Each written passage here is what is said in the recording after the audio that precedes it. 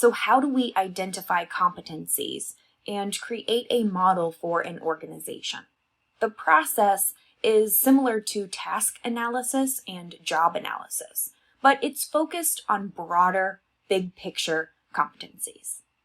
To start, we make sure we have access to the business strategy and that all decisions made about the competency model align with the strategy. Then we identify the jobs or job families that will be targeted through the process.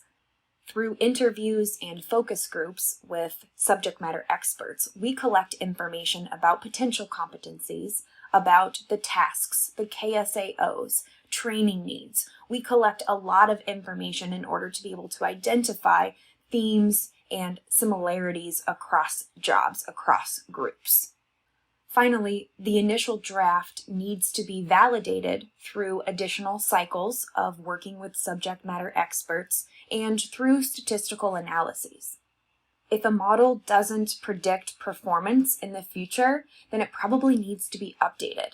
That is exactly what the model should be doing. Only then can it be published and shared with the company's stakeholders.